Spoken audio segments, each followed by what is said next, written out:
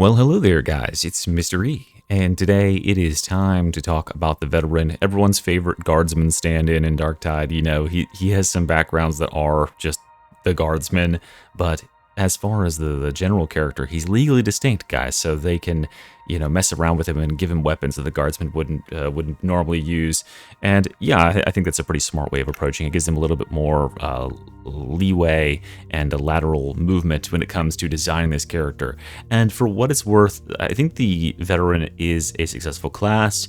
Absolutely, he is powerful enough right now. I'll talk in a little bit about why I think his power might be a little bit over-tuned for the current game that we have. But as far as reworking him, which is, as you saw, the idea behind this video, I find myself in an interesting predicament because this class does not need to be any more powerful. The class just needs to have more variety. In fact, this sounds very familiar to something that I just recently talked about, which was the Zealot. But in contrast to the Zealot, I think the Zealot is right on the money in terms of the power level where he needs to be at. I think the Veteran is probably, over the money. It has too much money in terms of the metaphor, the phrase I was using there. The Veteran needs to be toned back in a couple of significant places in order to allow the game to be not so fucking crazy for everybody else. And he is not by any means the worst offender on these fronts. I'll talk more about that when I get back to the Psyker, but I'm going to dive in here today first to talk about what exactly is the class fantasy behind Veteran, what am I going to be targeting, and what do I want to make my ideal Veteran kind of built around, and then where we need to buff the Veteran and where we need to draw him back to get him onto that level and give him more diversity and fun things to play with, while also not completely overshadowing everyone else by bombarding the entire map with explosives. So if you like this sort of analytical content and you want to see the breakdowns for the other 3 classes that I still haven't done yet, and you want to see build guides and for all these classes, which I'm starting to put out compilations for all the classes throughout the winter, plus you want to see the return of the loss analyses, I'll be doing those over the winter as well. You should definitely subscribe and stay up to date with me, which is somehow a Darktide channel that has almost 37,000 subscribers. Fucking mind-blowing, guys. Thank you so much for supporting me and all you do. So let's start here and talk about Veteran, guys. What is it that draws people to play Veteran? Why is the Veteran class fantasy so strong, and what is it that makes Veteran distinct from any other class played at ranged? Well, as it is right now, there are only 2 classes that use guns at ranged with any real effectiveness, and that is the Veteran and the Hive Scum. The Hive Scum is designed to be a close-range shooter, so all of their stuff is up close and personal, spray you down from about 10-15 feet away. The Veteran is tailored as a long-range marksman in some iterations, or that sort of mid-range shooter. Very rarely are we going up close and personal, excepting he does have that weapon specialist Keystone, which allows him to hot swap between like shotguns and swords and get those free shells out there. So there's lots of different gunplay available on the Veteran. The Veteran is also just generally a jack of all trades, and this is what I think puts him in a better spot in general than the Zealot is in terms of like weapon and build diversity. Even though the Veteran only has one really significantly effective ultimate ability, he has a diversity, a nice big host of ranged and melee weapons which are viable and can be mixed and matched to your content, and therefore you're going to get a lot more builds out of it, right? Even if we only consider the absolute best of the best of the best weapons that the Veteran can equip, he can have different ones in his primary and his secondary, and all of those can lead to different builds from there. So yeah, he's got a lot of diversity going there, and I think that the fact that this class can be equal parts ranged and melee, or like vice versa, you can like trade out one for the other, I think is a super big feather in his cap, like a big fancy Kruber style like feather in one of those caps. That is just an amazing thing for him. So I definitely want to lean into that when I'm talking about potential ways to rework him here. As far as things that I want to steer away from, I need to do something to get the veteran away from what I will call the mono build, the meta build. There is one way currently to build veteran, and that involves the ability, the ultimate ability, Voice of Command, the most powerful ultimate ability in the entire game. And this ability is so powerful because it is a defensive ability that also has offensive components in that you can disable enemies and go on the offensive against them. It completely resets the game state. It has a super short cooldown. It is hands-free action, meaning it happens instantly during whatever else you're doing. You can be throwing a grenade and doing it. You've been climbing a ladder and doing it. Whatever it is, you can do it while you're using this ultimate, which makes it just super easy to use. And then, of course, in addition to this really, really powerful ability, he also happens to have some ways of regenerating his cooldown exceedingly fast.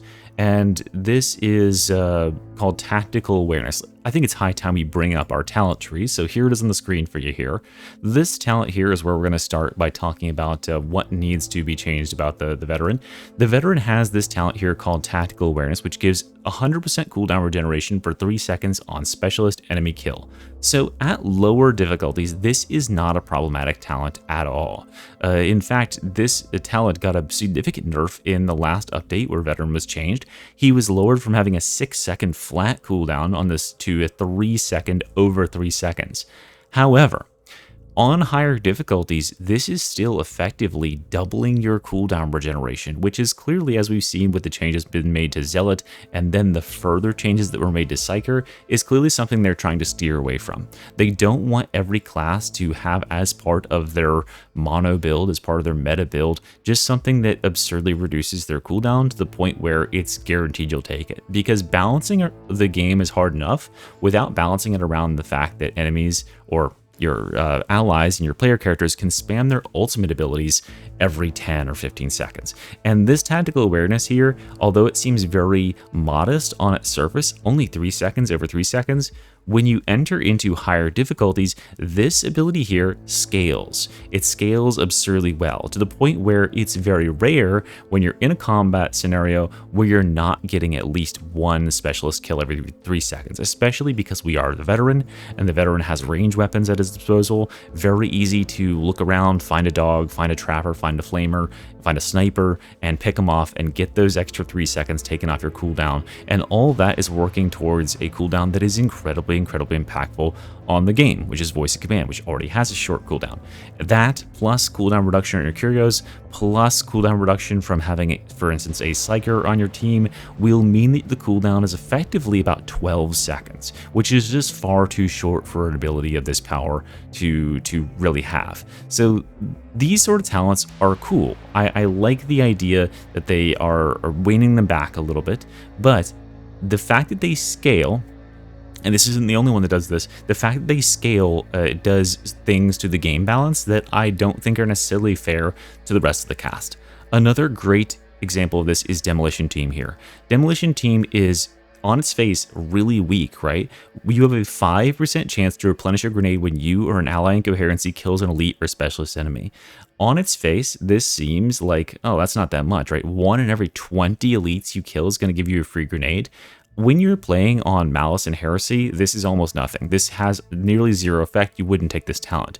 But as you climb through the ranks, especially once you reach Auric and beyond, this becomes essentially invaluable. This can print more grenades than the entire map carries. You will print upwards of 50 grenades in a game, and as you make your way through Havoc into the highest difficulties in the game, almost every elite, or almost every enemy, is replaced by an elite of some sort, and this also is counted on specialists, and it counts not only your own kills, but all of your allies' kills who are in coherency with you as well. So you start printing tons and tons of these grenades. And by the way, the grenades in this class are very, very effective. Specifically, the Shredder Frag Grenade and the Crack Grenade. These are 2 of the best grenades in the game, and this class can get ungodly amounts of them for effectively free. Because not only that, but we are printing an additional free grenade every minute thanks to Demolition Stockpile. So here is the problem with that. When you print 1 grenade per minute, I don't think that's a problem. But when you print 5% of all elites killed and 1 grenade per minute, we have an issue. And these two are nearly always chosen because they're part of the mono build. And then we have printing double cooldown, having your cooldowns when you're killing specialists consistently. What does all this point towards? Well, it points towards a mono build that is scaling with the difficulty of the game. And this is the thing that I wanted to kind of save as my thesis for these two videos, one on Veteran and one on Psyker, where I talk about why these classes need to be broken, where they need to be detached from these sort of mechanics, because what they're going to do if they continue in this path is they're going to make the game unplayable for everyone except for them. Because what is going to go on is already going on, right? If you are a player who plays at the high levels of the game and you play into Havoc, you've encountered corrupted armor. Have you ever attempted a corrupted armor game with no Veteran, with no crack grenades, and with no Psyker? It's hell, right? And why is it so fucking bad? Well, it's bad because the assumption is that we will bring these sort of tools to bear, that every team will use the class that can print all these grenades. I don't think you maybe are considering exactly how many grenades this can effectively be. Here's a great example of one of my myriad of Havoc 40 wins. A 47-minute game, by the way, hell on earth. This 47-minute game means that the Veteran is printing 47 grenades. He starts with 3, so that's 50. And there was 850 specialists and elite kills across this game, which means that's an additional 41. So he has 91 grenades to throw. How do you balance the game? If you're the game director, how do you challenge a team that can ostensibly have 91 crack grenades in their fucking pocket? You really can't, except for by absolutely inundating them with metal. And that is fine and well balanced because guess what we were doing? Flame staff and grenades, right? But what if I hadn't been using flame staff? And what if this guy you're here hadn't been using grenades?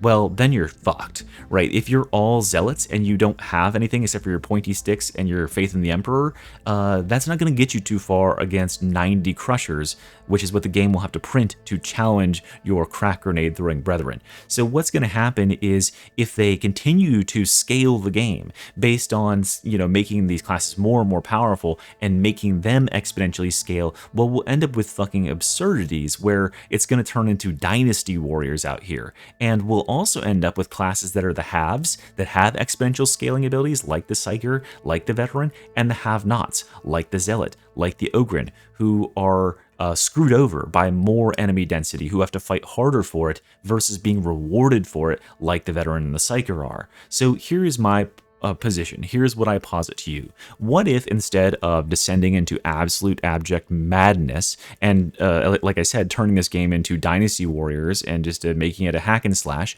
what if we just do a nuclear disarmament? What if we remove some of these exponential scaling talents from the classes such that having more enemies does not do a benefit to any class in the game, and everybody has their maximum scaling potential at like an auric level density, right?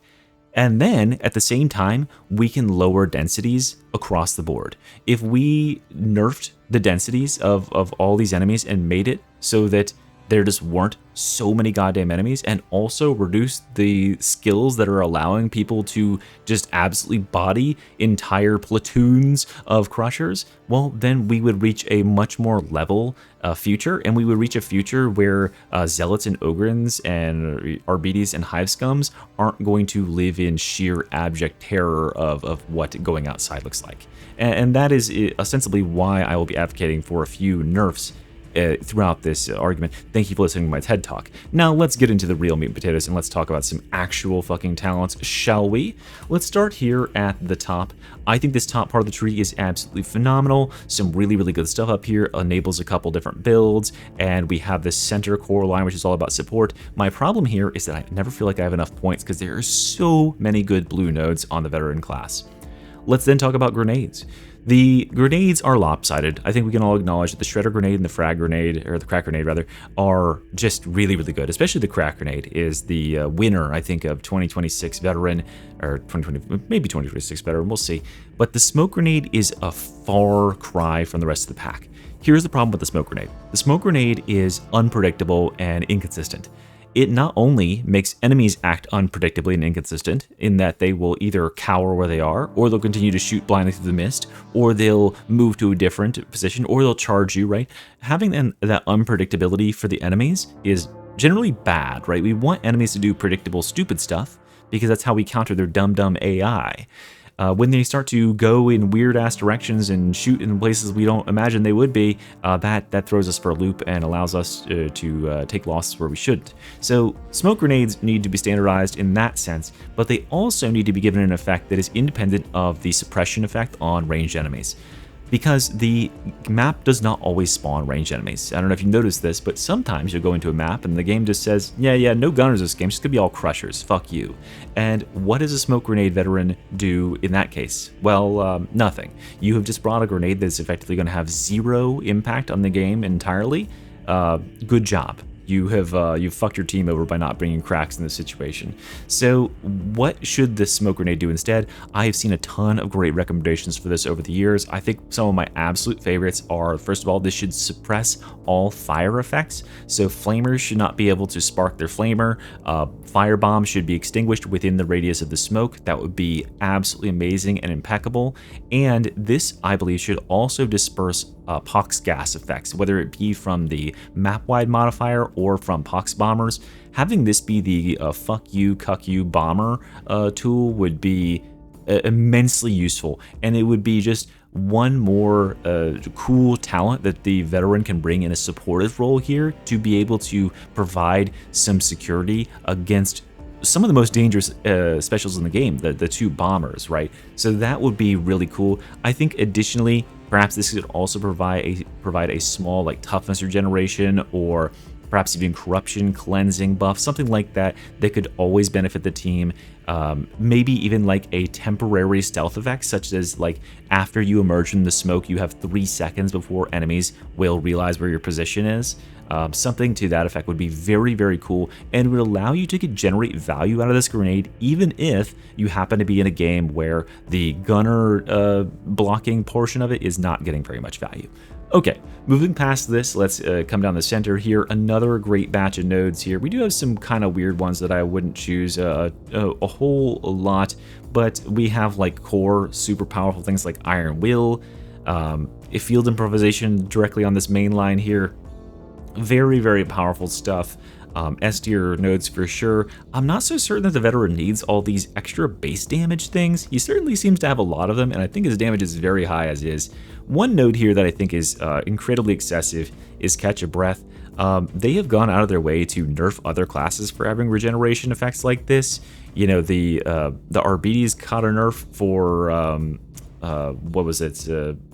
The one where you spend stamina and you get your toughness over time, and that was 5% per second. He can get 5% per second for being near his dog. The veteran gets 5% per second just always, unless you've been hit by a melee attack for in the last 5 seconds, which isn't even that short a cooldown.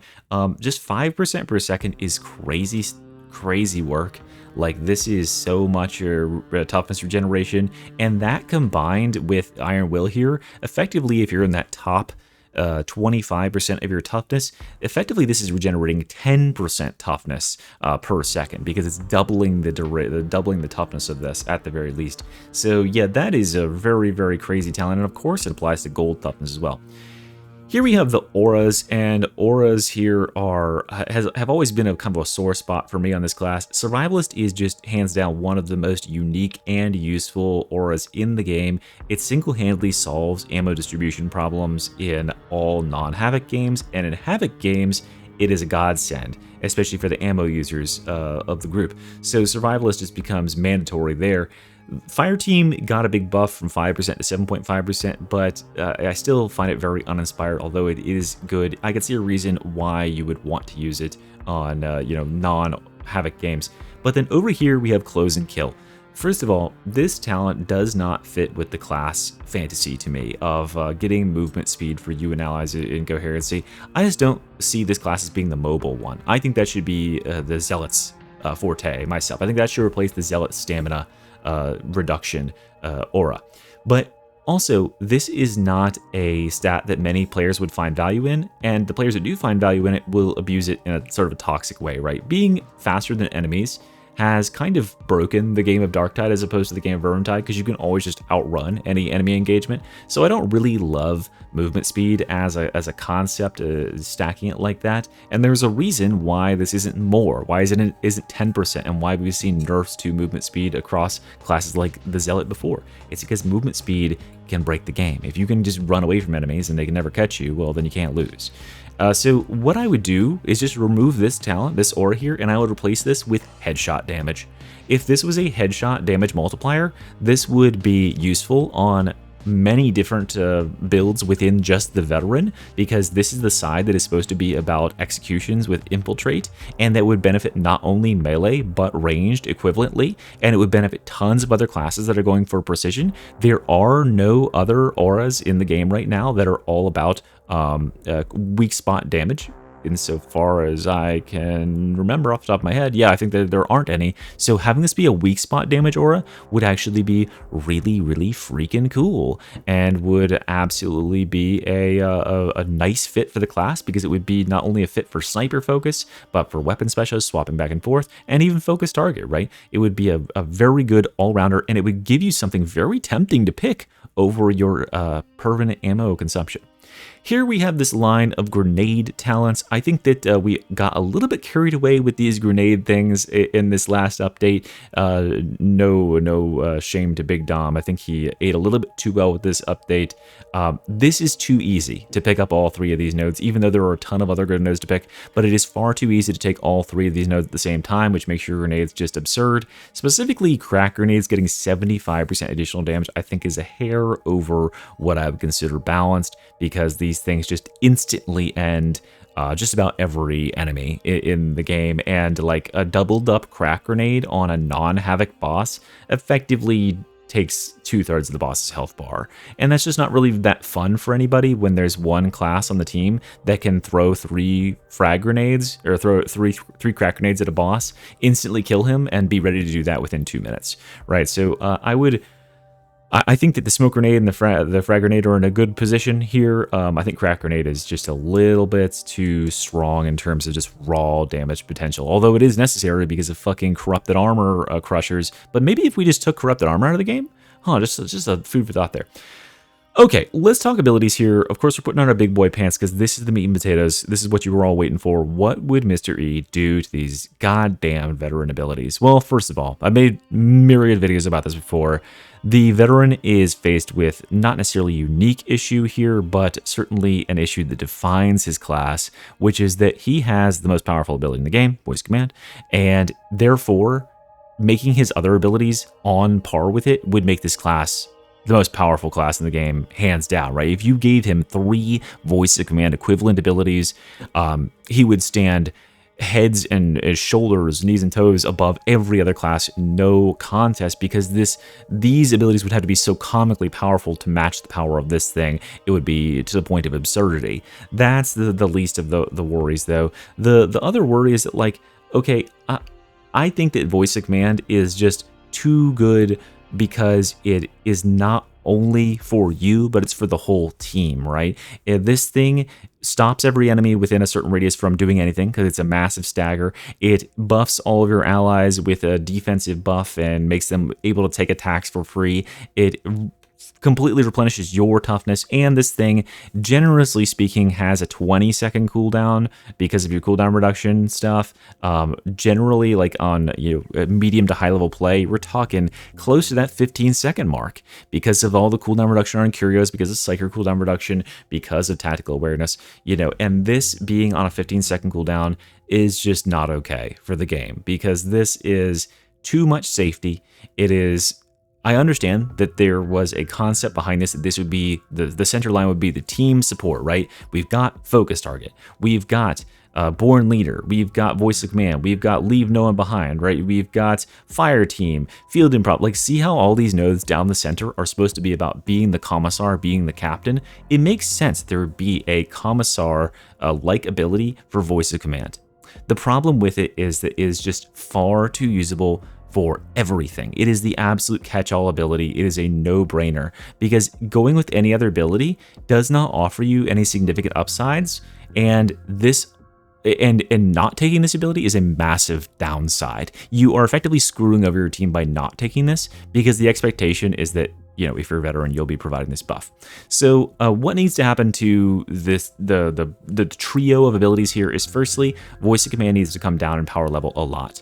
I am in a firm belief that if this was nerfed to having a 45 or even a 1 minute base cooldown, we would still be looking at the most powerful ability in the game. I think players would absolutely still choose it, you know, 9 times out of 10, but even 9 times out of 10 is better than 99 times out of 100. And this ability, I've seen a version of it floating around where this is a 45-second cooldown, and picking up this additional node over here does not extend the cooldown of the ability, right? It's just a normal add-on for it, so you can res allies with a 45-second cooldown, and that would be fine. That would be a great place to start, but you would still have a long way to go. I think, personally, what should be done about this ability is just making it not overcap people's toughness. It is okay if this would make people's toughness higher, if it would just make their toughness, their blue toughness, go to full or even over full, but the whole gold toughness mechanic is just far too much of an insulating blanket against damage, and it allows, it encourages you to play very sloppy, to play just with wanton disregard for just taking damage, for taking hits. I don't personally believe that there should be any abilities in the game that are not specifically like death avoidance abilities that can allow you to take an overhead from a crusher and take no damage, right? So that is personally where I draw the line for this. I understand that people will push back on that because they are addicted to using this ability, but in order for these other two abilities to shine at all and to have any relevancy on this class, we have to give up something with voice of command. It is simply too good, it is too usable, and there's no reason you'd ever want to pull away from it. So if that is done, if this thing is nerfed to some extent, say for instance making it so that it buffs only you and whatever ally you are closest to, whatever one ally you are closest to, I could see a balance change like that being very effective on it, where it doesn't just like instantly fucking omega buff the entire team. Then we would have some other considerations. What would I do for Executioner Stance? Well, Executioner Stance needs to be given a good host of buffs here. I think a great thing to do for Executioner Stance is to give you infinite ammo for the duration, right? This, or just also, you know, instantly reload your gun as well. We are now talking about having a class in the game who, unclear if it's intentional or not, Hive Scum has infinite ammo. This class isn't really like having ammo problems, but this would be a really good fit if Executioner Stance gave you infinite ammo for weapons like the revolver, right, or the bolt pistol or the bolter, and weapons that don't have a whole lot of ammo to go around. And then you could eliminate that downside by having Executioner Stance active. That would be very good. And we can see them experimenting with ideas like this with the Desperado, where you reload for free effectively. That sort of thing would be very good and would bring Executioner Stance up a lot, because one of the main considerations, one of the main drawbacks to a lot of weapons on Veteran right now is that they are very good, but they're very ammo hungry, specifically the heavy hitting sniper style weapons like the revolver, like the bolter. And if people had the option to shoot those with wanton disregard for their ammo count, I absolutely would, and I believe they would take Executioner Stance. You could also give it, I don't know exactly what you give it, but give it like some sort of additional like cool thing this thing can do. The ability to like guarantee like headshots, I don't know, or like to absolutely 100% lock in smart targeting style with certain weapons would be cool, because right now it still relies on you to be able to aim the goddamn gun, and that can be really hard for players. Over here, we've got Infiltrate. Infiltrate is all sorts of fucked up, and I don't believe it belongs in this class in any way, shape, or form. Stealthing as the Veteran is just ain't it, man. Like, the Veteran, I get it. He's all painted up in his gorilla paint. He's creeping around in the bush trying to you know, snipe Charlie. But that's not really gonna work in a game like Darktide. I think that the Zealot gets by on this because he has high survivability and high mobility, but I don't personally believe that we should have a class that is trying to be like a sniper shooty type that is also stealth. Like, we don't have ghillie suits. We've got marksman's focus over here. If you want to snipe, do it with executioner stance and stand at the back of the team and shoot from there. Don't be trying to get a weird ass like off angle flank on enemies. This isn't like, I don't know, Arma or whatever, right? So infiltrate, I just don't really see the use for it, and I don't see how they would make it into a usable skill. It also just is selfish for a class, the veteran, who's supposed to be part of a squad, like a team player. I could think of way better things for infiltrate to do here. Now, if they want to stay with the stealth sort of mode, they could just make this veterans or ranger veterans bomb, the Barden bomb, that causes everybody within the radius to get a cloaking buff, and that would actually be quite usable. If they wanted to shift some of the toughness regeneration from voice of command over to here and make it so that if you smoke bomb, you regenerate your team's toughness, and they get the enemies lose track of them for a time being, or like, they have dodge applied to them for a time being, that sort of stuff would be very usable. I think that would be way better. Whatever it is, whatever they replace infiltrate with here, has to be something team play related, because we will already have one selfish DPS focused node here. We'll have a team focused one in the center here, and whatever it is here needs to be focused on staying on the front line with enemies, not just kind of fucking off and doing your own thing. So it could be a melee focused thing, but I think we're kind of running out of ideas on that front.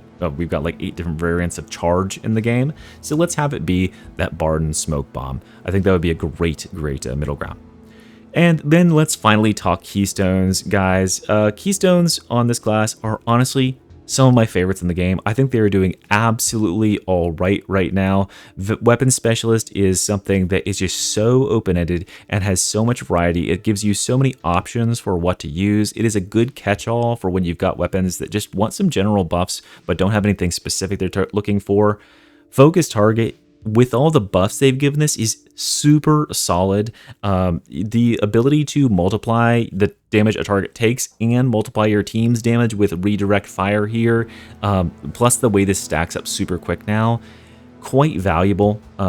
Yeah, this is just really nice, and it's just a nice, again, generalist. This is something that I think that Hive Scum, especially if they rework those Keystones, could 100% learn from, is that the Keystones on this class are super generalized. Focus Target and Weapon Specialist can work for any weapons, any build, and they will work with the team as well.